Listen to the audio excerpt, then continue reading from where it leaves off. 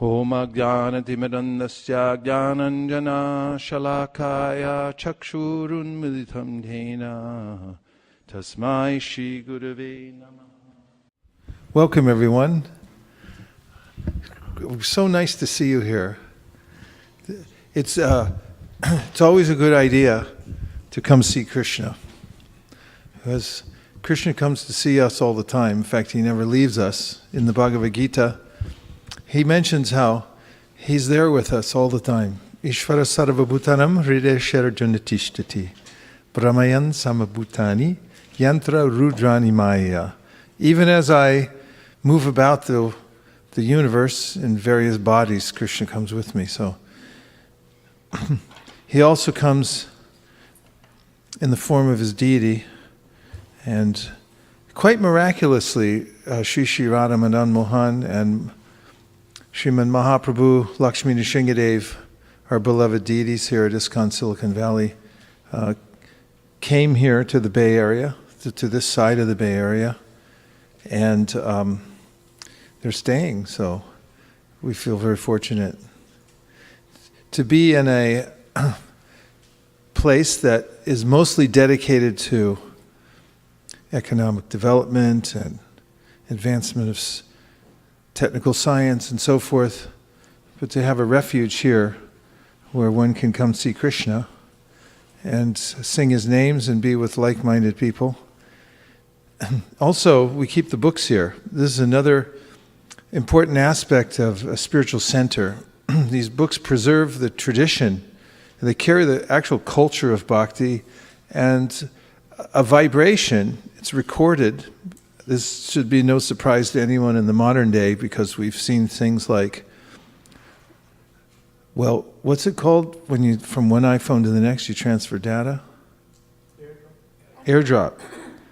If you can figure AirDrop out, anybody can easily understand how the same vibration that's in the spiritual world can be airdropped here through the written word.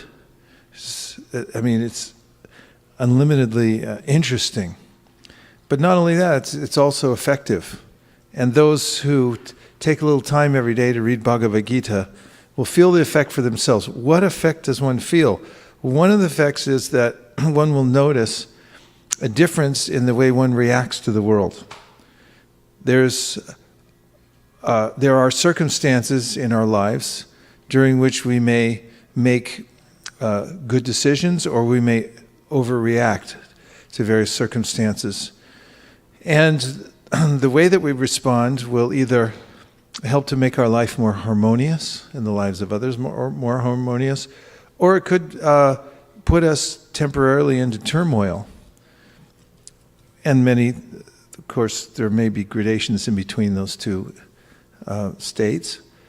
But the way we respond to the circumstances in our life have consequences.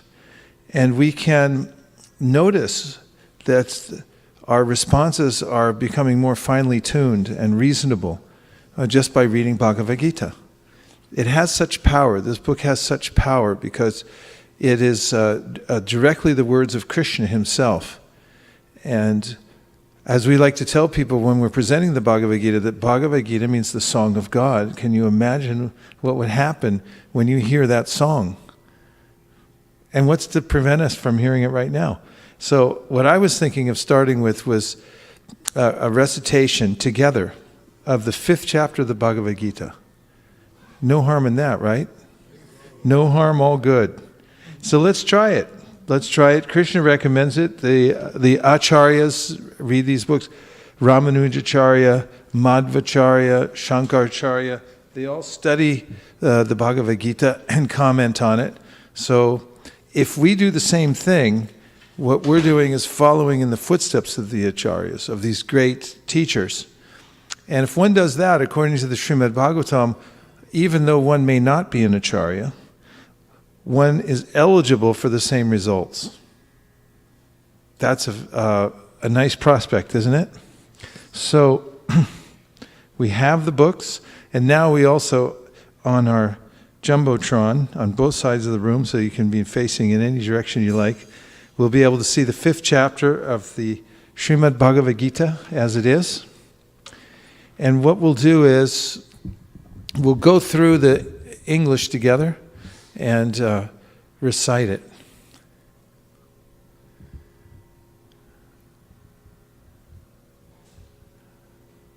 There it is.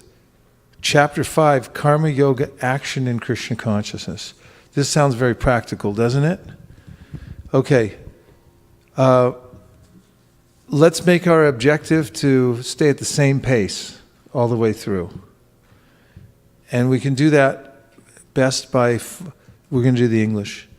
We can do that best by observing the punctuation marks. Hyperlinks, verse text, there it is. Very good. Are you all ready? Yes. I'm getting ready. Arjuna said, "O Krishna, first of all you asked me to renounce work, and then again you recommend work with devotion. Now will you kindly tell me definitely which of the two is more beneficial?"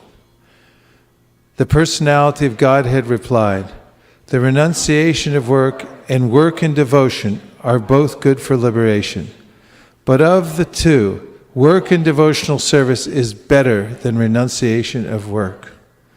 One who neither hates nor desires the fruits of his activities is known to be always renounced. Such a person, free from all dualities, easily overcomes material bondage and is completely liberated, O mighty armed Arjuna. Only the ignorant speak of devotional service, karma yoga, as being different from the analytical study of the material world, sankhya. Those who are actually learned say that he who applies himself well to one of these paths achieves the results of both.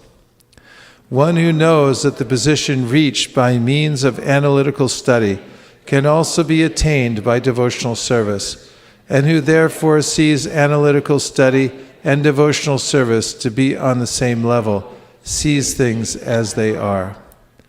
Mere renouncing all activities, yet not engaging in the devotional service of the Lord, cannot make one happy. But a thoughtful person engaged in devotional service can achieve the supreme without delay. One who works in devotion, who is a pure soul, and it controls his mind and senses, is dear to everyone, and everyone is dear to him. Although working, such a man is never entangled. A person in the divine consciousness, although engaged in seeing, hearing, touching, smelling, eating, moving about, sleeping and breathing, always knows within himself that he actually does nothing at all. Because while speaking, evacuating, receiving, or opening or closing his eyes, he always knows that only the material senses are engaged with their objects and that he is aloof from them. One who performs his duty without attachment, surrendering the results unto the Supreme Lord, is unaffected by sinful action, as a lotus leaf is untouched by water. The yogis, abandoning attachment, act with body, mind, intelligence, and even with the senses, only for the purpose of purification. The steadily devoted soul attains unadulterated peace, because he offers the result of all activities to me, whereas a person who is not in union with the divine, who is greedy for the fruits of his labor, becomes entangled. When the embodied living being controls his nature and mentally renounces all actions, he resides happily in the city of 9 gates, the material body, neither working nor causing work to be done. The embodied spirit, master of the city of his body, does not create activities, nor does he induce people to act, nor does he create the fruits of action. All this is enacted by the modes of material nature. Nor does the Supreme Lord assume anyone's sinful or pious activities. Embodied beings, however, are bewildered because of the ignorance which covers their real knowledge. When, however, one is enlightened with the knowledge by which nescience is destroyed, then his knowledge reveals everything, as the sun lights up everything in the daytime. When one's intelligence, mind, faith, and refuge are all fixed in the Supreme, then one becomes fully cleansed of misgivings through complete knowledge, and thus proceeds straight on path of liberation. The humble sages, by virtue of true knowledge, see with equal vision a learned and gentle Brahmana, a cow, an elephant, a dog, and a dog-eater outcast. Those whose minds are established in sameness and equanimity have already conquered the conditions of birth and death. They are flawless like Brahman, and thus they are already situated in Brahman. A person who neither rejoices upon achieving something pleasant nor laments upon obtaining something unpleasant, who is self-intelligent, who is unbewildered, and who knows the signs of God, is already situated in transcendence. Such a liberated person is not attracted to material sense pleasure, but is always in trance, enjoying the pleasure within. In this way, the self-realized person enjoys unlimited happiness, for he concentrates on the Supreme. An intelligent person does not of misery, which are due to contact with the material senses. O son of Kunti, such pleasures have a beginning and an end, and so the wise man does not delight in them. Before giving up this present body, if one is able to tolerate the urges of the material senses and check the force of desire and anger, he is well situated and is happy in this world. One whose happiness is within, who is active and rejoices within, and whose aim is inward, is actually the perfect mystic. He is liberated in the Supreme, and ultimately he attains the Supreme. Those who are beyond the dualities that arise from doubts, whose minds are engaged within, who are always busy working for the welfare of all living beings, and who are free from all sins, achieve liberation in the Supreme. Those who are free from anger and all material desires, who are self-realized, self-disciplined, and constantly endeavoring for perfection, are assured of liberation in the Supreme in the very near future. Shutting out all external sense objects, keeping the eyes and vision concentrated between the two eyebrows, suspending the inward and outward breaths within the nostrils, and thus controlling the mind, senses, and intelligence. The transcendentalist, aiming at liberation, becomes free from desire, fear, and anger. One who is always in this state is certainly liberated. A person in full consciousness of me, knowing me to be the ultimate beneficiary of all sacrifices and austerities, the Supreme Lord of all planets and demigods, and the benefactor and well-wisher of all living entities, attains peace from the pangs of material existence. Congratulations. This is one of the most important days of your life, to have recited a chapter of the Bhagavad Gita. And if one takes the time each day to do this through the weeks, the months, and the years, then one will have an increasingly enriching life, which will culminate in a direct relationship with Krishna, the Supreme Personality of Godhead, or rather one's realization that one has a direct relationship with Krishna, the Supreme Personality of Godhead, and it will be manifested most prominently and very quickly by the association of the Bhagavad Gita. Also, it's a highly recommended process to share the Bhagavad Gita with others. If one can read it for oneself and then take up the practice of teaching it to others in one's home or in other people's homes, then Krishna gives one special consideration. As he mentions in the Gita itself, There's no one in this world more dear to him than those who teach the Bhagavad Gita to others. It doesn't take much. One can get a Bhagavad Gita and read it regularly, and then by Krishna's direction from within the heart and from the instruction of those who have studied it and realized it, one can also come to an understanding of the Bhagavad Gita for oneself and then pass those realizations on to other people. And this makes it for a completely balanced life, fully absorbed in Krishna consciousness, these two activities.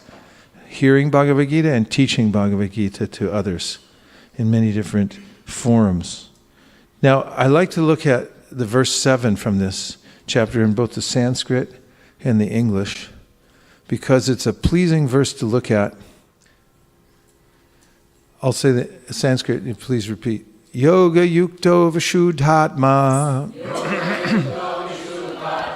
vijitatma jitendriyaha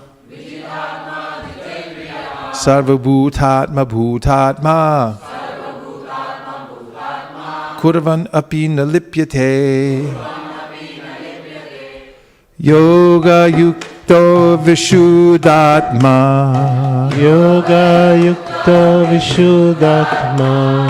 vijitatma jitendriyaha sarvabhutatma bhutatma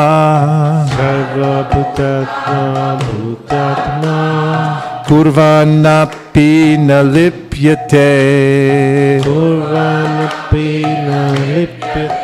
Yoga yukta, engaged in devotional service. Vishuddha atma, a purified soul. Vijita atma, self-controlled. Jita indriyaha, having conquered the senses. Chitta indriyaha, having conquered the senses. Jitta indriyaha, having conquered the senses. Sarvabhuta, to all living beings. Atma bhuta atma, compassionate. Kurvan api, although engaged in work. We planned it that way. Although engaged in work. Na, never. Lipyate, is entangled. Translation, one who works in devotion, who is a pure soul, and who controls his mind and senses is dear to everyone, and everyone is dear to him. Though always working, such a man is never entangled. Purport. One who is on the path of liberation by Krishna consciousness is very dear to every living being, and every living being is dear to him. This is due to his Krishna consciousness. Such a person cannot think of any living being as separate from Krishna, just as the leaves and branches of a tree are not separate from the tree. He knows very well that by pouring water on the root of the tree, the water will be distributed to all the leaves and branches. Or by supplying food to the stomach, the energy is automatically distributed throughout the body. Because one who works in Krishna consciousness is servant to all, he is very dear to everyone. And because everyone is satisfied by his work, he is pure in consciousness. Because he is pure in consciousness, his mind is completely controlled. And because his mind is controlled, his senses are also controlled. Because his mind is always fixed on Krishna, there's no chance of his being deviated from Krishna. Nor is there a chance that he will engage his senses in matters other than the service of the Lord. He does not like to hear anything except topics relating to Krishna. He does not like to eat anything which is not offered to Krishna, and he does not wish to go anywhere if Krishna is not involved. Therefore, his senses are controlled. A man of controlled senses cannot be offensive to anyone. One may ask, why then was Arjuna offensive in battle to others? Wasn't he in Krishna consciousness? Arjuna was only superficially offensive because, as has already been explained, in the second chapter, all the assembled persons on the battlefield would continue to live individually as a soul cannot be slain. So, spiritually, no one was killed on the battlefield of Kurukshetra. Only their dresses were changed by the order of Krishna, who is personally present. Therefore, Arjuna, while fighting on the battlefield of Kurukshetra, was not really fighting at all. He was simply carrying out the orders of Krishna in full Krishna consciousness. Such a person is never entangled in the reactions of work. Okay, yoga yukta. So that means engage in devotional service. So this is the yukta means to be connected to something. And Krishna describes this yoga in various ways. But the objective of the Bhagavad Gita as it is to bring us to the conclusion of Bhagavad Gita, which is devotional service, which is the highest rung on the yoga ladder to come to loving service with Krishna. Yoga yukta, yukto. So it's actually, bhakti comes from the root word bhaj, which means a kind of worship or exchange with the Supreme. And there are various bhakti practices through which one can be engaged in this loving service to Krishna. It's, in the beginning, a kind of practice. Of course, how does one practice love? Love is something that happens spontaneously, but it can be stimulated by staying in contact with the objects that remind us of the Supreme Personality of Godhead. And we, through the culture of Krishna consciousness, association with devotees, by worshiping Krishna's form, or as Krishna Kshetra Swami's book, Attending the Form of Krishna, was one of the books about a worship of Krishna. I always liked that form, attending the form of Krishna. And then living in a holy place where the only business is worshiping Krishna, like Vrindavan. Vrindavan is Krishna's hometown, and if one goes there, one will find that the only business going on there is worshiping Krishna. People are making garlands, thousands of garlands, tens of thousands of garlands every day, and where do they go? They all go to Krishna. And people are moving through the streets, and there's traffic jams, but where's everybody going? They're trying to make it to Darshan, to see Krishna there. And people make greetings to each other, but they say things like Radhe Radhe and Hare Krishna. Everyone say Radhe Radhe Hare Krishna. Radhe Radhe Hare Krishna. Yeah, it all goes on in Vrindavan, so a holy place is special. And the vibration there is special. Actually, these are kind of embassies from the spiritual world. When I went in Calcutta once after I've been in India for 3 months, and I was, starting to get acclimatized to the culture there. I was even drinking the tap water in Calcutta because I thought it was really tough. And for some reason I had to go to the American embassy, and I looked inside and everything was American. There were Marines inside, and then they even had, beyond the glass, when you walk in, they even had bottled water from America. They didn't buy anything from India. And I thought, that's America, right past that wall. And in the Vrindavan also, it's not different from the spiritual world. So you can live in the Dham, you can spend time there and see what it feels like to be in that vibration. And then you can also read Srimad Bhagavatam.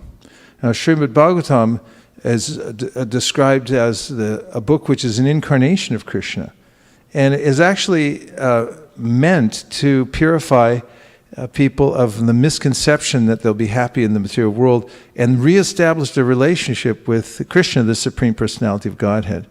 As a famous verse, which is worth repeating, that comes about in the first canto of the Srimad Bhagavatam, Anarto pasanam sakshad bhakti yogam adhoksaje lokasya ajanato vidvams chakre sattvata samhitam, which means generally people don't know that the goal of life is to awaken love for Krishna. And Srila Vyasadeva brought the Srimad Bhagavatam, by the order of his spiritual master, into the world purview, just so people could overcome their difficulties in material life and attain perfection in Krishna consciousness. Anarto pasanam sakshad bhakti yogam adhoksaje. Yeah, it's devotional service to Adhoksaja. That's Krishna. So there are these various ways in devotional service that one stays engaged. One can also work for Krishna. That means that do your work, because you're going to have to do it anyway to maintain some kind of standing here in Silicon Valley. But at the same time, you dedicate that work to the Supreme. So one way to do that is to give some of the money that you earn to spread Krishna consciousness, and that's immediately effective. As soon as you give the money, there may be some hesitation in the beginning because you're thinking, well, I could have used that to, build a new wing on my house or something like that. And news from Vrindavan, we're getting these little... And then as soon as you give it and it's gone, then you realize, oh, it went to Krishna. And there's a kind of satisfaction that one feels. We heard in the purport of the verse that when you water the root of a tree, then all the leaves and branches become naturally revived and nourished. So in the same way, when you give to Krishna, there's a way in which, as a part and parcel of Krishna, you will feel nourished by nourishing Krishna. That experience in and of itself is a revelation, because it's counterintuitive to the way in which I'm thinking and I'm taught in the material world, that you have to get everything for yourself and hold on to it as much as possible so you don't lose anything, which is hardly possible anyway, because it all slips away one way or another. So it's a feeling of relief in many different ways. I gave it away, but I gained. That's something to remember. And then one's mind goes to Krishna, because whatever we give to, we develop a sense of ownership for. As soon as people join some team or school or cause, or they start giving, they say, yeah, and that's what I'm with. You guys should be with that too. And they start to feel an alliance there. It's very easy. Living entities like to be allied with somebody because we're naturally allied to Krishna. But if we actually ally ourselves with Krishna by giving some of our wealth, then very quickly we start to feel this connection to him. And this is yoga yukta, engaged in devotional service. So working for Krishna, and then of course there are the direct processes of bhakti, like chanting Hare Krishna, which everyone should try. Everyone should do every day if they would like to have this experience of Krishna intervening or entering into their lives and bringing them to the state of bliss. So because Krishna's name and Krishna himself are absolutely non-different. They're the same. And one can test this for oneself. It's best done with a little bit of concentration in the form of japa, where one could take some time and chant to oneself and actually think about the names that one's chanting, and think that they are the names of Krishna and so forth. And just by doing that regularly, that one will have this experience that one's senses are becoming purified and controlled. So that's, he mentions next, Vishuddha Atma, a purified soul. So how does one get purified, and purified of what? There are various misconceptions that I might have due to my attachment to matter. Krishna says in the Bhagavad Gita that Bhoga Aishvarya Prasaktanam Taya Prahita Chetasam. That's Bhoga and Aishvarya. I have a misconception that I'll be able to enjoy something here in the material world. That's absolutely incorrect. You absolutely cannot enjoy anything here in the material world and feel satisfied by it in the end. Because there's a phenomenon which exists everywhere in the material world called Bhoga Tyag. And what happens when I try to enjoy in the material world, there's a saturation point at which I don't like it anymore. The same thing I like today, I don't like tomorrow. It actually becomes repulsive to me, and then I want to give it up. So I go the opposite way. And after I've done that for a while, then my senses jump back to life and say, no, maybe I'll try it again. And then they go back to that, trying to enjoy. So they swing back and forth between this bhoga and tyaga. Tyaga means to give it up, and then bhoga means to try to enjoy it again. So this absolutely does not work. And Aishvarya means that I will find a way to have enough money in the material world that I'll be able to retire and just hang around and not do anything. That doesn't work either. Because as soon as you make enough money, then something will happen to the physical body where you have to spend it all, and then you'll end up having to work hard. So the whole scheme that my mind has come up with for happiness in the material world, and may be represented through the modern education system and various other ways, it actually doesn't work. So one can categorically give that up and just engage oneself in devotional service. And as one does and replaces the kind of enjoyment that one's seeking with a happiness that comes from within, which can really be attained through the processes of bhakti, especially deity worship. If one becomes engaged in worshiping the form of Krishna, visiting Krishna in the temple, offering a flower, as Krishna says in the Bhagavad Gita, patram pushpam palam toyam yomi bhaktya priyachati taram bhakti paritam ashnami paritatmana. If you just offer me with love and devotion a leaf of flower, fruit, or water, I'll accept it. And you see the smiling face of Krishna in the temple, and you offer him something, and you can smell the incense, then there's a wave of ecstasy that will go through your body. Maybe you're on your way to work, and you stop in to see Krishna, and you offer him a flower, a coconut, or maybe an apple or something like that. And then you feel satisfied. I gave something to Krishna, and Krishna looked at me, and then you feel happy. Now this is, your senses become purified by this. And then there's a kind of a natural connection one feels with Krishna. And then if you can, get closer to the deity, you can participate in a festival. There's festivals. This is part of deity worship where we put on Janmashtami festivals. We put on festivals for Guru Purnima and the Shringa Chaturdashi. And if you can get involved in that and sweep the floor, for instance, then you'll feel this happiness in your heart that I'm sweeping Krishna's floor. Or if you can actually get in the kitchen and wash pots, then you can scrub the pot and you feel the steam coming up from the sink and everything. Your clothes are getting a little bit wet and stuff like that. Then you don't care anymore, and you start to feel like, wow, I'm in here washing pots for Krishna. I'm not getting paid for this, and then all of a sudden you feel like, wow, I'm actually connected to Krishna through washing the pots. And these are all direct experiences. As Krishna says in the Bhagavad Gita, you should be able to experience this directly. Pratyakshaavagamam dharmyam. And they said, this is the perfection of religion, of dharma, when you can experience it for yourself. And by engaging the senses, what kind of senses do we have? Name a couple of them. Have you noticed them lately, or are you just using them randomly, or what? What kind of senses do you have?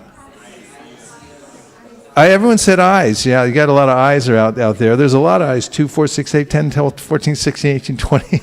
A lot of eyes, and it's a very sophisticated mechanism, fancier than the iPhone 7. It's amazing. And you have it, it's a sense, it's an indriya. And from that, what other sense you have?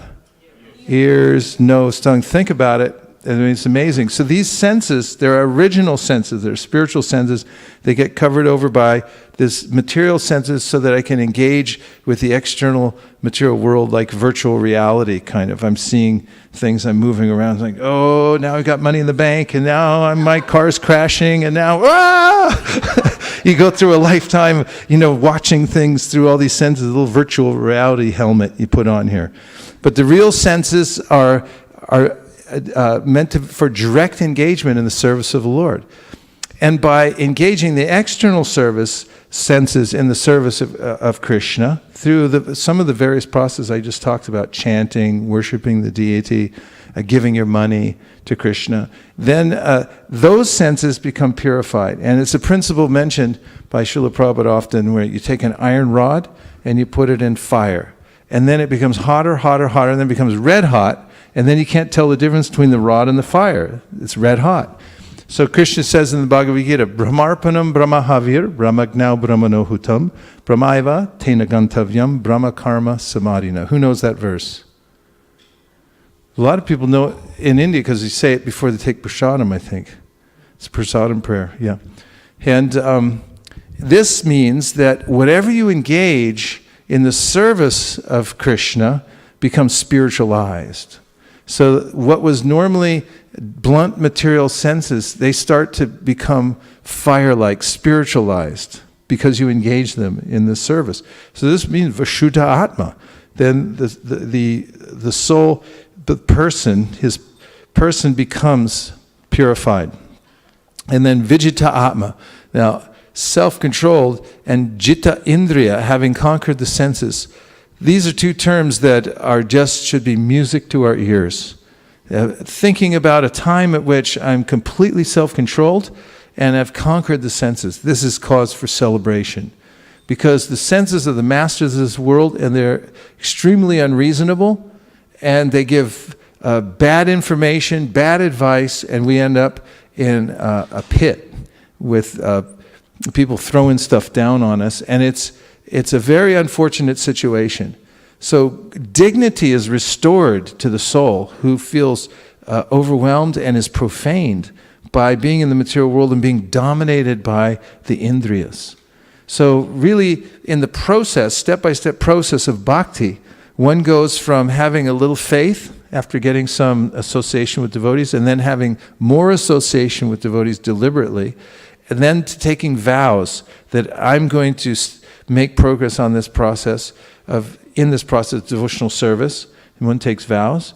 Then one comes to a point of reckoning with one's past and all that one's accumulated, the contents in one's heart, which one in bhakti realizes one is fully responsible for. Whatever kind of accumulation within my heart and mind, I take full responsibility. I did that, I collected it. It's all my stuff.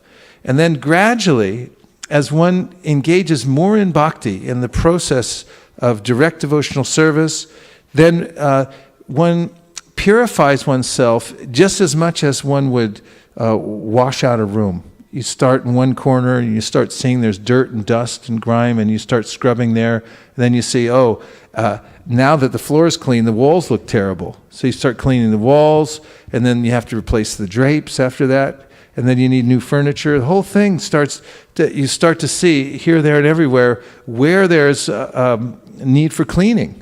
And then the same thing with the process through purification. One begins to see one's own anarthas, or unwanted things that are there within one's own heart. They've infiltrated. I've let them in somehow. So one can then start to deal with those things and gradually purify them. And how does that happen? Really, it happens 50% by my own endeavor and 50% by the help of Krishna. So this is mentioned in the Srimad Bhagavatam by Vishwanath Chakravarti Thakur. You have to give your own endeavor, but then Krishna helps when he sees that you're trying. And what's the best way? Place yourself in front of devotees. Get yourself there.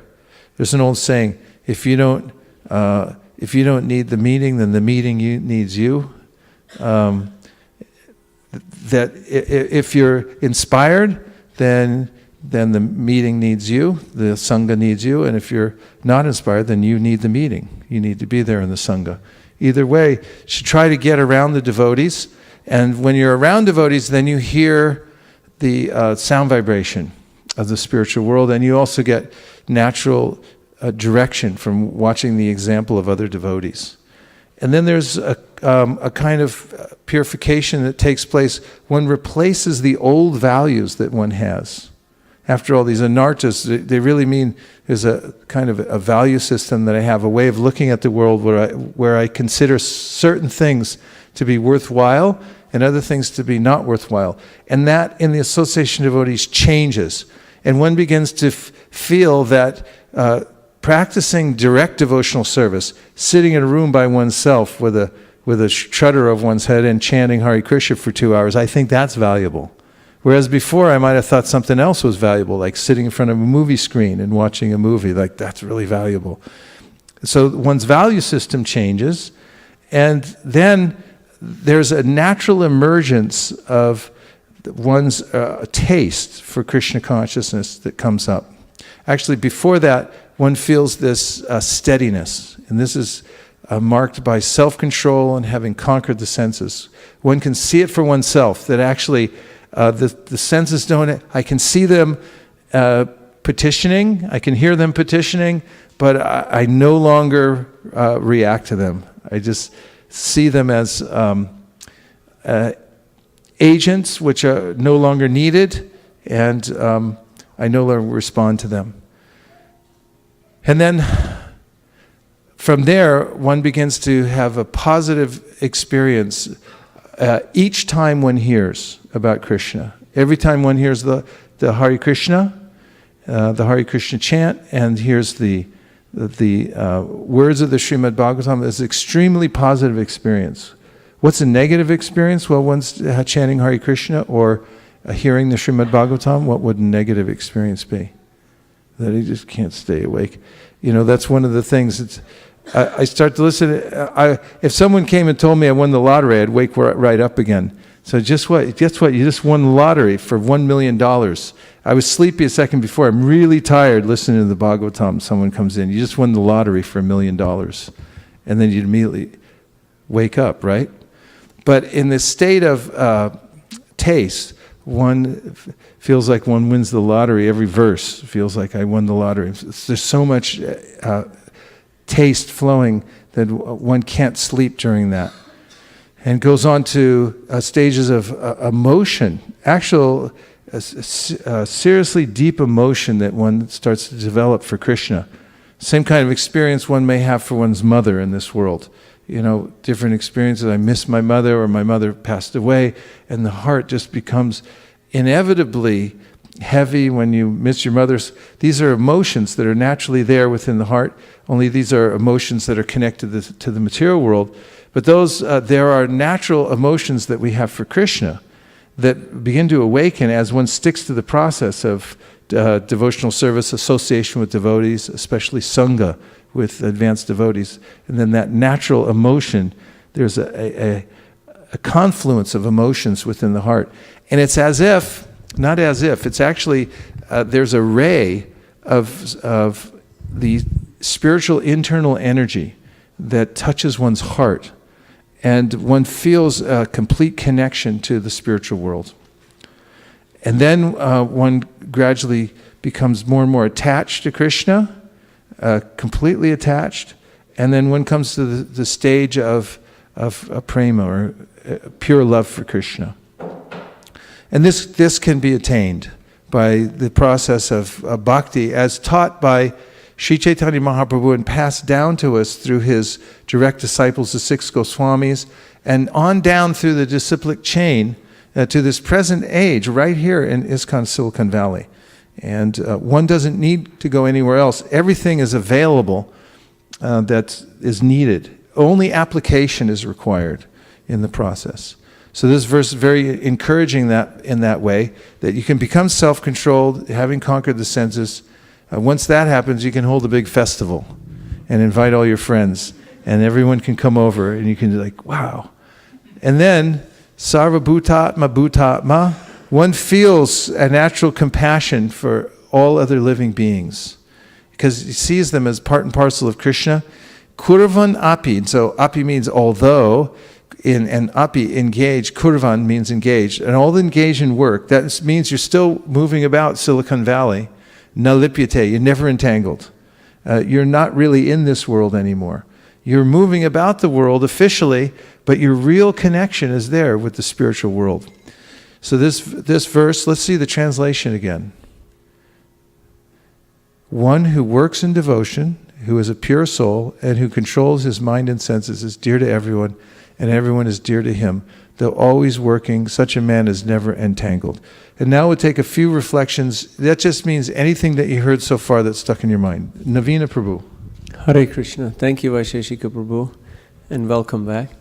So, I was just reflecting on how you mentioned that when a person gives to Krishna, the satisfaction that they experience is more than knowing the money is still in my pocket.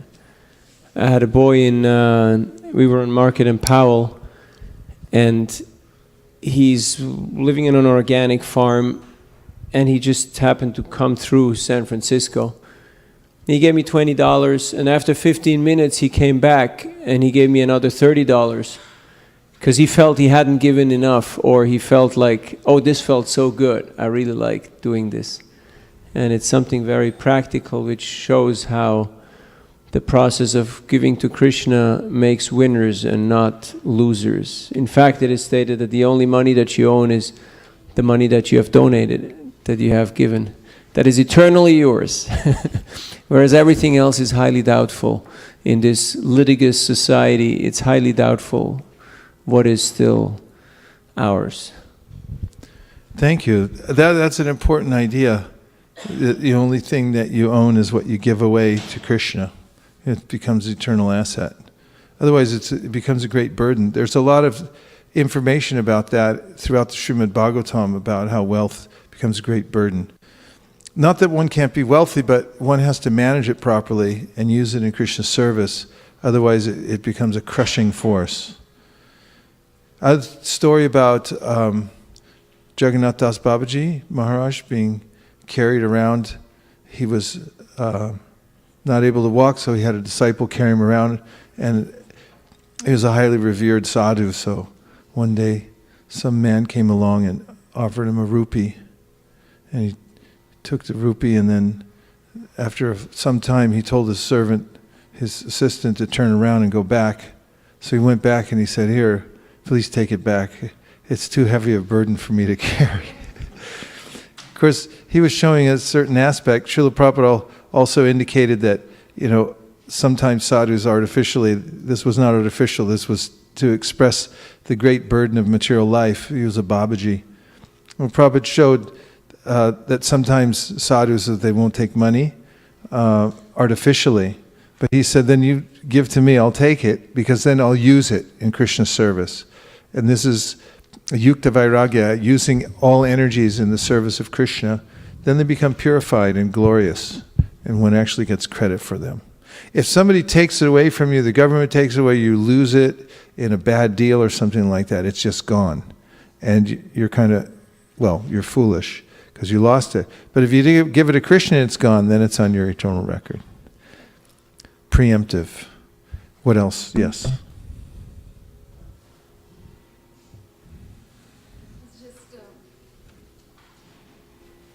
I was just thinking about the importance of putting ourselves in front of devotees. When I visited Los Angeles just for 2 days to meet Guru Maharaj, it was such an experience. Practically, we had to wait for 6 hours, and he'll come out for 5 minutes, and then he had to go for other things.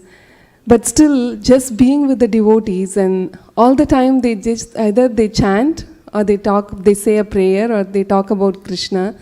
So that experience was so nice because and sharing with them like how his activities are, and even his health is bad, but still how he chants. Like one round takes long time, but he still chants, he reads, and he does his sadhana every day. I was really grateful that how our health can be taken away at any time. At least Guru Maharaj has his servants to help, but we'll be like bedridden. So I was really very appreciative of how important it is to take Krishna consciousness seriously and be in the association of devotees all the time. Yeah, we're molded by our association, and it goes in very deeply. Therefore, throughout the teachings of Chaitanya Mahaprabhu, we find this admonition that one should be careful about whom one associates with. Asatsanga tyage Vaishnavachar. He says, a Vaishnava is one who abandons bad association. In the association of devotees, one even unconsciously picks up many good habits. I remember when I first moved into the ashram in San Francisco, and it says an indelible impression, all the devotees that live there. One of a devotee, he's still on the planet, his name is Vikrasanga. Vrik, if you're listening, give me a call. For Vikrasanga, I remember he used to recite the 3rd chapter of the Bhagavad, first canto of Bhagavatam every day. All the incarnations, say it in English. He had memorized it. He'd walk up and down through the ashram just saying it. And then I remember Vijitatma. He was a big fan of the Nectar Devotion. He used to read the Nectar Devotion backwards and forwards all the time. And then he was always reciting aspects of the Nectar Devotion. And each one of the personalities of the devotees, we get an impression from them and their practices, and they go in. So if you get around devotees that are advanced and they have a momentum in devotional service, pick that up. Even if you get around new devotees with their enthusiasm, and you'll notice that they have a strong desire to advance in Krishna consciousness, one might think, oh, I wish I had so much enthusiasm for devotional service. Yes? I just wanted to add to what Gandharvika Mataji was saying. This Sunday I was teaching the Bhakti Vaibhav class, and my chapter was from the 3rd canto. It was Kapil Dev's instructions to his mother on how to execute devotional service. And so he was talking about the Ashtanga Yoga, but the emphasis was on you should be concentrating on Paramatma. And Prabhupada says, said in one of the purports that whatever effects that you get from breathing, balancing, Ida, Pingla and all that, you get the same by chanting. So at the end of the class, I just asked a fun question, and I asked the students, are you going to take plan B or are you going to take plan C? And then Brajen Kumar responded on the text and he said, I'm going to take plan A, which is association of devotees. Well, you can hardly lose taking any plan in devotional service. Therefore, it's mentioned that various personalities adopted a singular means of practicing devotional service, and they all attained perfection. It's all good. Now I'm going to read to you the Bhagavatam, because it's sitting right here. And this is from the 11th canto of the Bhagavatam. And in this 11th canto, we have the astounding circumstance in the 2nd chapter. Maharaj Nimi meets the 9 Yogendras of meeting, as does Maharaj Nimi, the Navayogendras, who are sons of Rishabhadeva. Rishabhadeva had 100 sons. 9 of them were these Yogendras. Kavi Havi Antariksha, Prabhuda Pipalayana Avirhotra, Chamasa Drumala, and Karabhajana. And each one of them give a very succinct teaching about bhakti to Maharaj Nimi, who's very interested in hearing. So we have the best circumstance you could ever imagine, and that is we actually have their recorded conversations. This is called revealed scripture, is that we can listen in to what they were discussing. And the greatest benefit in life is achieved by hearing these discussions between those who are enthusiastic about hearing and those who are qualified to speak. Shall we try it? All right, we're going to do it. Here we go. So, Om Namo Bhagavate Vasudevaya. Text 1. Sri Shukadev Goswami said, eager to engage in the worship of Lord Krishna, O best of the Kurus, Narada Muni stayed for some time in Dwarka, which was always protected by the arms of Govinda. Arms of who? Govinda. Correct. In the 2nd chapter of this canto, Bhagavad Dharma, or pure devotional service to Krishna, is explained by Narada Muni to Vasudeva, who had inquired with devotion. Narada Muni cites a conversation between King Nimi and the Jayantayas. According to Jiva Goswami, the word Abhikshnam indicates that although Narada Muni was frequently sent by Lord Krishna here and there for various pastimes, such as inquiring about the affairs of the world, Narada continuously returned to reside in Dwarka. The word Krishnopasana, lalasa, indicates that Narada was very eager to be near Krishna and worship him. Because of the curse of Daksha, Narada is never allowed to live continuously in one place. Sridhar Swami, however, has pointed out, Natasyam Shapade Prabhavaha. In Dwarka, there is no influence of curses or other such evils, because Dwarka is the abode of the Supreme Personality of Godhead and always protected by his arms, as shown by the word Govinda Bhuja Guptayan. The conditioned souls are struggling within the kingdom of Maya against the cruel laws of material nature, such as birth, death, old age, and disease. But if such conditioned souls have the good fortune to enter the city of the Supreme Personality of Godhead, whether Dwarka, Mathura, or Vrindavan, and live there under the direct protection of the omnipotent arms of the Supreme Lord Krishna, they will experience the unlimited transcendental bliss of real life, which is eternal and which is meant to be lived in the personal company of God. Didn't I mention that earlier about living in the Dham? It's a fact. And I've seen some people go, they take shelter of the Dham. They just go and live there because they feel that protection. You're not obligated to talk about anything else about Krishna in the Dham. There's no other business than Krishna consciousness when you go live in the holy Dham. And I heard a conversation. Prabhupada was lecturing a lot when he got to New York. Actually, he was overflowing with Krishna consciousness. He wanted to give it out to as many people as possible. I mean, imagine that he had been meditating on how to execute the orders of his spiritual master for so long, and now he finds himself right in the middle of New York City. And he's getting some facility. Krishna is reciprocating. And so he sits down. What else is he going to do? He sits down and begins to chant and then recite Bhagavad Gita and invite people to come in. So a few people came to start with. And you can tell from the effusiveness in Prabhupada's lectures and also his enthusiasm that he was excited to be able to speak Krishna's message to other people. And there's a few tapes around 1966, a few recordings, where there's some lady there. I'm not sure who she is, but she kept asking him for different spellings. She was taking copious notes. How do you spell this? How do you spell that? She had some previous reference to Indology, you can tell from the kinds of questions she's asking. And it seems as if she may be the only one there at the time. And Prabhupada goes on explaining everything. Well, maybe somebody else was recording. It's hard to say, but there weren't a lot of devotees, not like a room full of people. Prabhupada was explaining everything. And when he talked about the Holy Dham, Prabhupada was saying how it's a transcendental place, not different than the spiritual world. He said, I've come from there. I've come from that Vrindavan Dham. And he said, actually, I'm always thinking about it.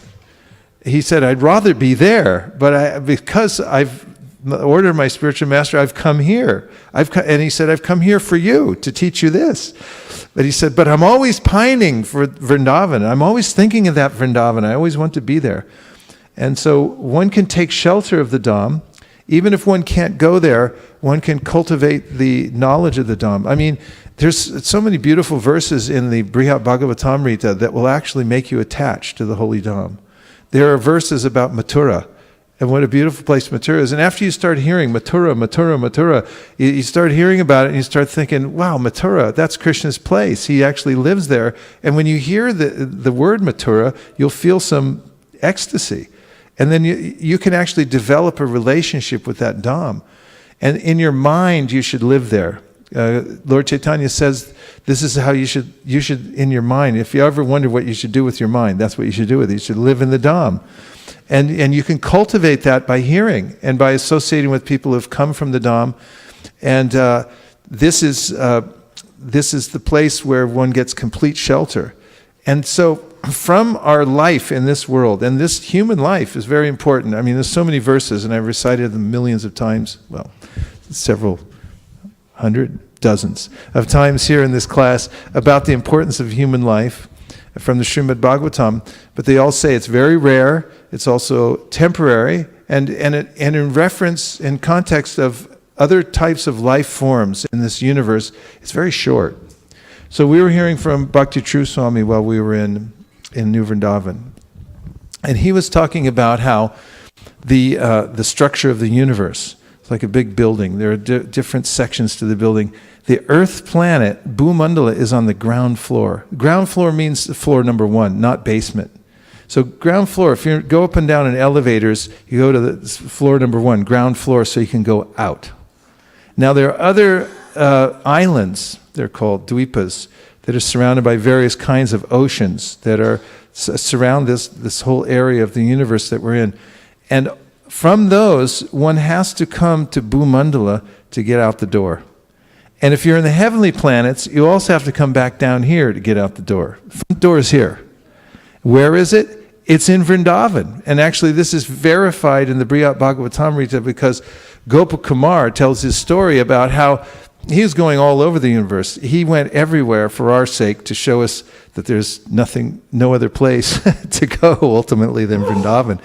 And so in his travels, which were aimed at finding his Madan Gopal, the Lord of his life, and he was chanting his mantra, he got guidance from within and from without. And finally, the ultimate advice he got was to come back to Vrajdam, that means Gokula Vrindavan, the Vrindavan that's on this earth, and perform Sankirtan there. And by performing Sankirtan there, then he would easily go back home, back to Godhead. So this is verified. Srila Bhaktisiddhanta Saraswati Thakur points out in a purport in the 11th canto, just read it recently, that one engages in this Bhumandala area as a human being in the service of Lord Chaitanya Mahaprabhu, performing the process of devotional service. One develops a relationship with Radha and Krishna through the mercy of Sri Chaitanya Mahaprabhu. One begins to live in Vrindavan either physically or within one's mind. And by the performance of Harinam Sankirtan, then one's transferred from here to a place in the material universe where Krishna's pastimes are going on live. And then you get trained up in those pastimes, and then from there, transfer back to Goloka Vrindavan. Of course, there are various other scenarios that may take place according to Krishna's desire, but this is this is a normal scenario. I mean, it's not really normal, it's pretty unusual. Normal scenario is you live, go to Home Depot, go shopping, you lose all your money and because you can't pay your health insurance, then you die, and then you take rebirth and you start all over again. That's normal. Actually, that's abnormal. The real normal thing is to go back to Godhead. This holy Dham is being invoked in this purport. And the next verse says, "My dear king, in the material world, the conditioned souls are confronted by death at every step of life. Therefore, who among the conditioned souls would not render service to the lotus feet of Lord Mukunda, who is worshipable, even for the greatest of liberated souls?" So that question is asked in the first chapter of the Bhagavatam also. Who wouldn't want this? Who would not listen to this? Kova Bhagavatas Tasya. In purport, the word Indriyavan is significant in this verse. Indriyavan means possessing senses. Although we are conditioned within the material world, by the mercy of the Supreme Lord, we are awarded a human body which possesses distinct senses such as the eyes, ears, tongue, nose, and skin.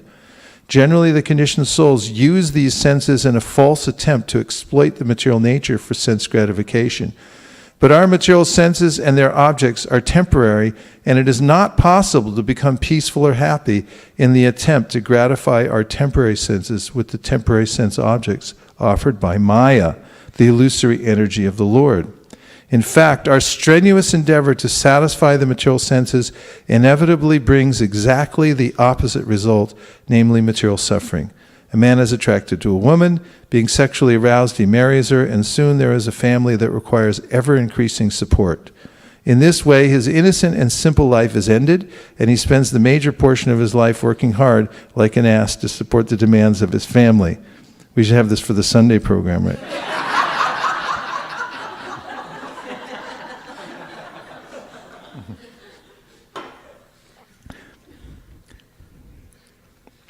In the third canto of Srimad Bhagavatam, Lord Kapila describes very clearly that in spite of the exhausting work a man performs throughout his life, his family is ultimately dissatisfied, and when the exhausted father reaches an old age, the irritated family members look upon him just as farmers look upon an old and useless ox.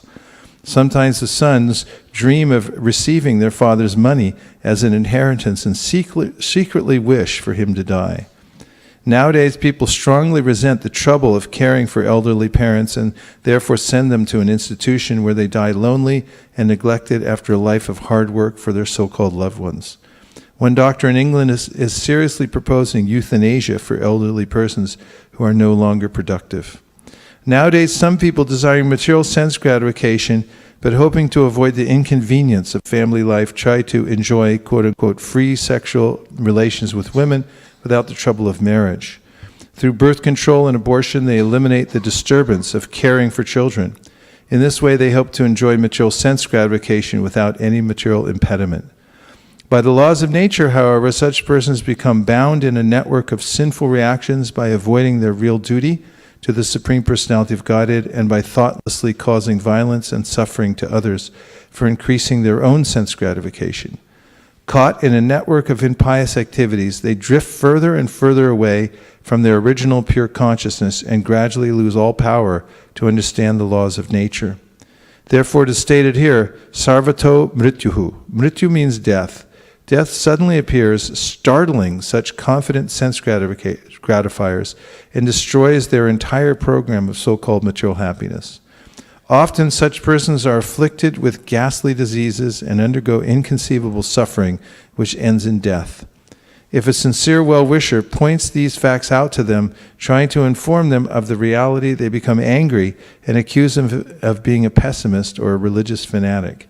In this way, they blindly ignore the laws of nature until these laws inevitably smash them down and drag them out of their fool's paradise. Because of an excessive accumulation of sinful results, they are forced into situations of great distress by the laws of karma. Sinking down into the lower species of life, they lose all awareness of that which lies beyond their gross material senses. Sometimes, a living being is able to understand the miserable result of materialistic sense gratification. Being frustrated by the pain and suffering of materialistic life and being ignorant of any superior life, he adopts a neo-Buddhist philosophy and seeks shelter in so-called nothingness. But there's no actual void within the kingdom of God. The desire to merge into nothingness is a reaction against material pain. It is not a tangible concept of the Supreme. For example, if I feel unbearable pain in my leg and the pain cannot be cured, I may finally agree to have my leg amputated. But it is far better to remove the pain and keep my leg. Similarly, because of false ego, we may think, I am everything. I am the most important person. No one is as intelligent as me. Thinking in this way, we suffer constantly and experience intense anxiety. But as soon as we purify the ego by admitting that we are insignificant eternal servants of Krishna, our ego will give us great pleasure.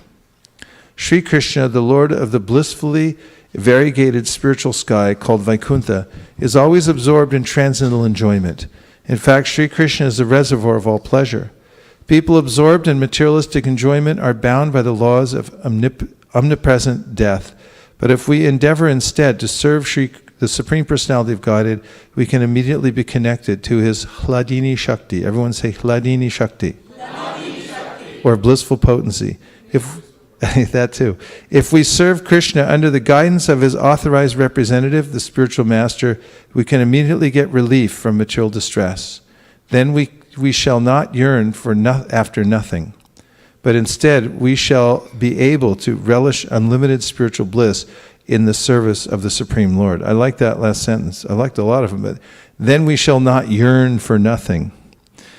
Sarvato Mrityu also indicates that birth and death occur on every planet in the universe.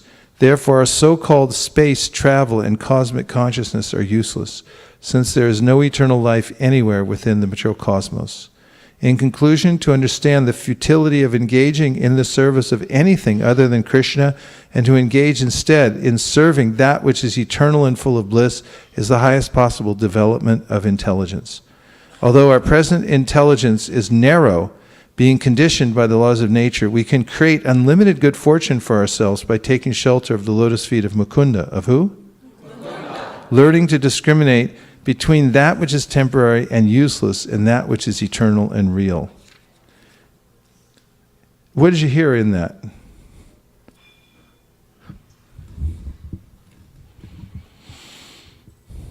Yes?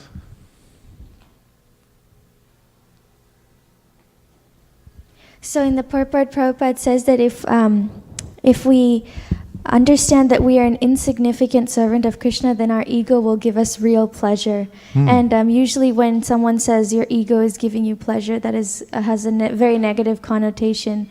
But it again goes to say that we're revealing the real nature of ourselves, and this ego is false and it is covering. But when it is used in the right purpose, it does serve the fact that it gives us true pleasure. Yeah. Yes. went well with the whole purport. Yes.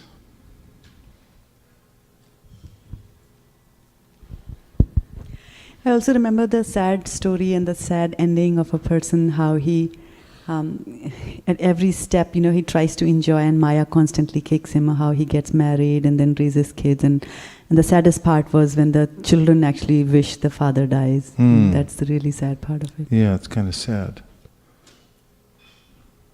Yes.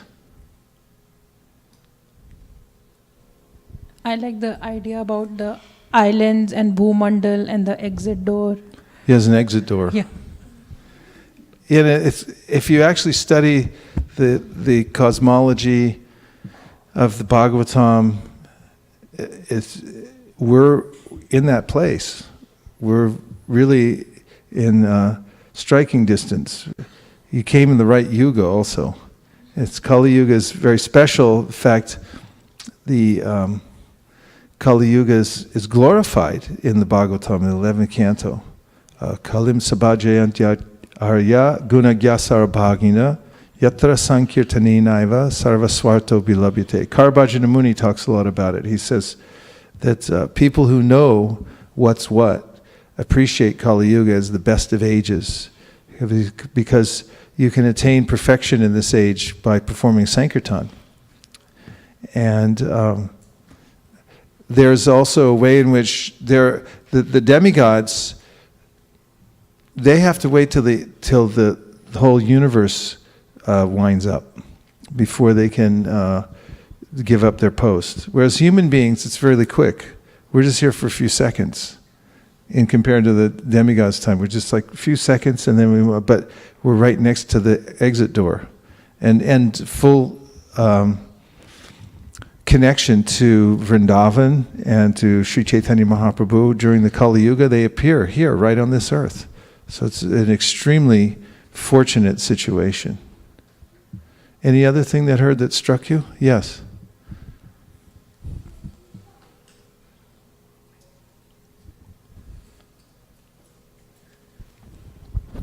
Hare Krishna Prabhu. I really love the point that you said about the mind, that you can keep it busy just by thinking about the pastimes of Vrindavan, just being in Vrindavan consciously, so that you could be less distracted with everything else that's around you, all the concoctions and stuff that mind creates. It is a simple pleasure in the Dham that devotional service is simple.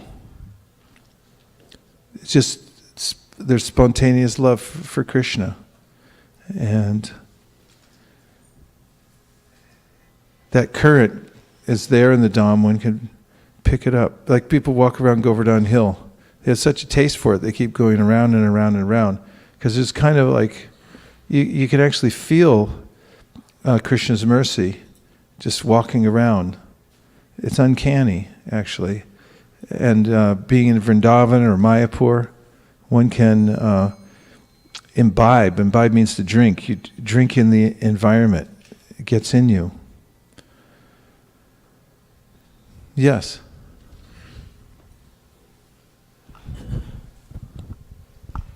Thank you, Maharaj. I really like the word controlling the senses, and I felt like yes, if you control the senses, when you control it, what is left is a pure devotional, a pure love, a pure emotional, you can say that. So when you control all the senses and limit it, what is being left is just a pure love, pure bhakti. That what I felt it. Yeah, something like that. A little bit more I would add. As Narada Muni points out in the 5th chapter of the 1st canto of Bhagavatam, Naishkarmyam apyachuta bhava varjitam nashobhate jnanam alam niranjanam kutak punas shashvara bhadram ishvarena charpitam karma yadapya karanam. And that is that there are those who are able to control the senses, and their lives are described as naishkarmyam. They no longer have a hankering for anything in the material world. Therefore, their desire to work here is nullified.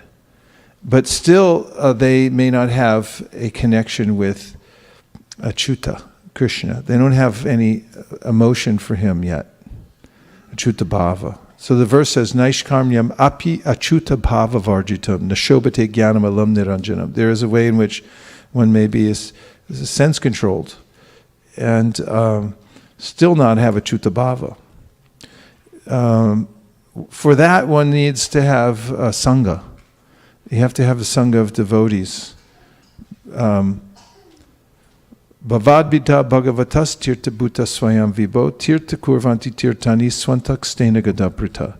Yudhishthira Maharaj says to Vidura that saints like you are holy places personified. We're just talking about the holy places. He said, you're a walking tirta because you carry within your heart the love for the Supreme Personality of Godhead.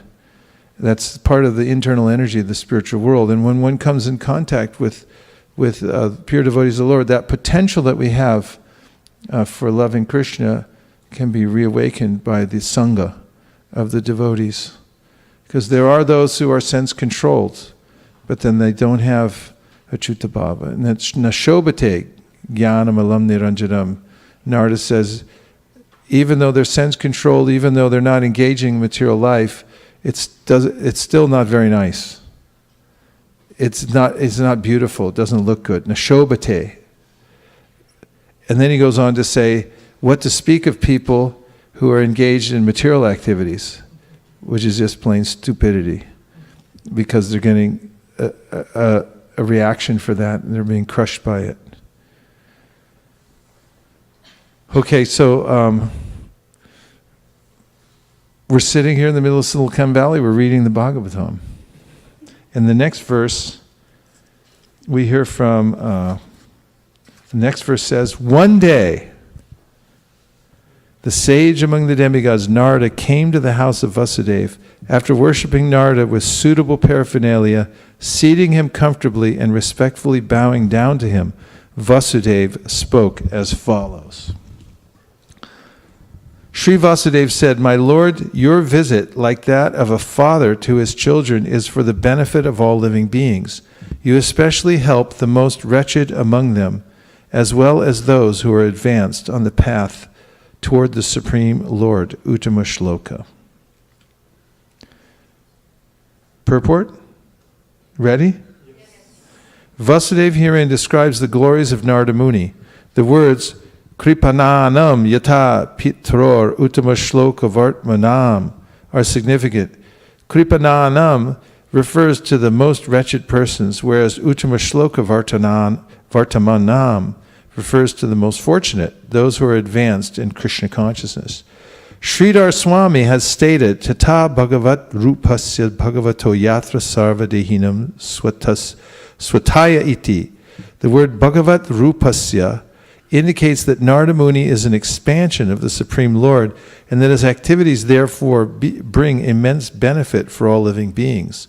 In the first canto of Srimad Bhagavatam, Narada Muni is described as a manifestation of the mercy of the Supreme Personality of Godhead. There it is stated that Narada is especially empowered to give instructions in the art of devotional service to Krishna. Narada is especially able to advise the conditioned souls as to how they can dovetail their present activities with the devotional service of Krishna without unnecessarily disrupting their present lives.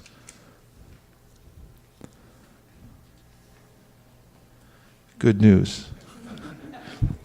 That last sentence was particularly relevant, isn't it? Narada is especially able to advise the conditioned souls as to how they can dovetail their present activities with the devotional service of Krishna without unnecessarily disrupting their present life. We're hearing from all these great personalities. Who have we heard from in the purports so far? In the purports. Sridhar Swami.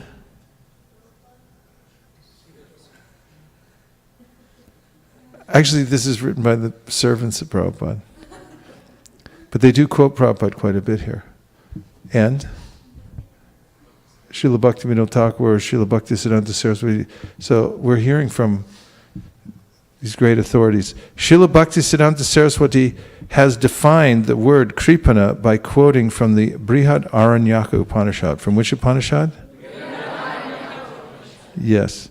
Etad aksharam gargi avidit tasmal lokat praiti sakripanaha. O daughter of Gargacharya, he who leaves this world without learning about the infallible Supreme is a kripana, or miser. In other words, we are awarded the human form of life so that we may understand our eternal blissful relationship with the Supreme Personality of Godhead. As indicated in verse 2 of this chapter by the word Indriyavan, the human body is specifically awarded so that we may serve the Supreme Lord Krishna. This human form of body is the greatest fortune because the highly evolved intelligence of human life enables us to understand Krishna, the absolute truth. If we are unable to understand our eternal relationship with God, we shall derive no permanent benefit whatsoever in the present life, nor can we ultimately benefit others. One who receives a great treasure but can neither use it himself nor dedicate it to the happiness of others is called a miser. Therefore, a person who leaves this world without having understood his actual position as servant of God is called a kripana, or miser. This verse states that Narada Muni is so empowered in devotional service of Krishna that he can lift even miserly rascals out of their illusion, just as a kind father goes to his child and wakes him from a distressing nightmare. Our present materialistic life is just like a troublesome dream from which great souls such as Narada can wake us. Narada Muni is so powerful that even those already advanced in devotional service to Krishna can greatly enhance their spiritual position by hearing his instructions, as they will be given here in the 11th canto of Srimad Bhagavatam. Therefore, Sri Narada is the guru and father of all living beings who are originally devotees of the Lord, but who are now artificially attempting to enjoy the material world in the material bodies of human beings, animals, and so on. Text number 5. Do you have a reflection from that one? Yes.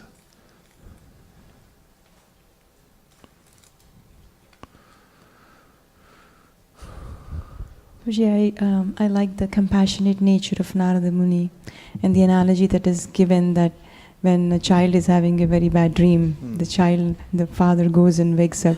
I remember Gita Priya was having something like that. I was waking up, so I was just thinking our position in this material world, how we are going through a bad dream and somehow devotees like Narada Muni are coming and waking us up. Yeah, and I repeated that section. I thought was very practical. Narada Muni is especially able to advise the conditioned souls as to how they can dovetail their present activities with the devotional service of Krishna without unnecessarily disrupting their present life. Actually, he talks about that. Can I have the first canto, 5th chapter, right near the end, where Narada Muni talks about how the same kinds of exposure that caused our contamination when dovetailed to the Supreme Personality of Godhead then can become the cause of our liberation. And these are nice prayers to memorize. You can memorize this 5th chapter of the Bhagavatam, 1st canto. And also, if you're going to use this, you better join the gym, because, or maybe you won't have to, it becomes so strong. He says in 1.533, Amayo yascha bhutanam jayate yena suvrata tadeva hyamayan dravyam na punati chikitsitam. Everyone say chikitsitam. That means to be treated with something. It's medicinal. Oh, look at that. 5.133. Sharda Dekshu. We could have gone that way. Don't tempt us. We go off on that. But it's okay. When you're reading the Bhagavatam, you can go off on, different roads. You'll just end up in ecstasy somewhere. Okay. O good soul, does not a thing applied therapeutically cure a disease which was caused by that very same thing? Prabhupada's purport. An expert physician treats his patients with a therapeutic diet. For example, milk preparations sometimes cause disorder of the bowels, but this very same milk converted into curd and mixed with some other remedial ingredients cures such disorders. Similarly, the threefold miseries of material existence cannot be mitigated simply by material activities. Such activities have to be spiritualized, just as by fire iron is made red hot, and thereby the action of fire begins. Similarly, the material conception of a thing is at once changed as soon as it is put into the service of the Lord. That is the secret of spiritual success. We should not try to lord it over the material nature, nor should we reject material things. The best way to make the best use of a bad bargain is to use everything in relation with the Supreme Spiritual Being. Everything is an emanation from the Supreme Spirit, and by His inconceivable power, He can convert spirit into matter and matter into spirit. Therefore, a material thing, so-called, is at once turned into a spiritual force by the great will of the Lord. The necessary condition for such a change is to employ so-called matter in the service of the Spirit. That is the way to treat our material diseases and elevate ourselves to the spiritual plane where there is no misery, no lamentation, and no fear. When everything is thus employed in the service of the Lord, we can experience that there is nothing except the Supreme Brahman.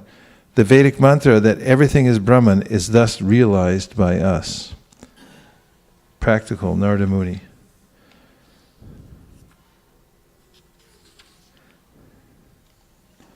Then I'll just read the translations to 34, 35. Thus, when all a man's activities are dedicated to the service of the Lord, those very activities which cause his perpetual bondage become the destroyer of the tree of work. 35. Whatever work is done here in this life for the satisfaction of the mission of the Lord is called bhakti yoga, or transcendental loving service to the Lord, and that which is called knowledge becomes a concomitant factor. Whatever work done here in this world, in this life for the satisfaction of the mission of the Lord. That's doable, isn't it? You're all doing that. While performing duties according to the order of Sri Krishna, the Supreme Personality of Godhead, one constantly remembers Him, His names, and His qualities. Let us all chant the glories of Vasudeva along with his plenary expansions, Pradyumna, Aniruddha, and Sankarshan. And this one, good to know this verse for your chanting of the holy name. Thus, he is the actual seer who worships in the form of transcendental sound representation the Supreme Personality of Godhead Vishnu, who has no material form. And finally, actually 2 more verses. O Brahmana, thus by the Supreme Lord Krishna I was endowed first with the transcendental knowledge of the Lord as inculcated in the confidential parts of the Vedas, then with the spiritual opulences, and then with His intimate loving service. See it step by step. And finally, please therefore describe the Almighty Lord's activities which you have learned by your vast knowledge of the Vedas, for that will satisfy the hankerings of great learned men and at the same time mitigate the miseries of the masses of common people who are always suffering from material pangs. Indeed, there is no other way to get out of such miseries. Indeed, there is no other way to get out of such miseries. Indeed, there is no other way to get out of such miseries. I rest my case. So, we read from Bhagavad Gita, we read from Srimad Bhagavatam, we discussed, and now we can chant Hare Krishna. And who could have a better Wednesday night than that? Right? Marman, Natari Marman, Natari Marman, Natari Marman, hey, Natari Marman, Natari Marman, Natari Marman, Natari Marman.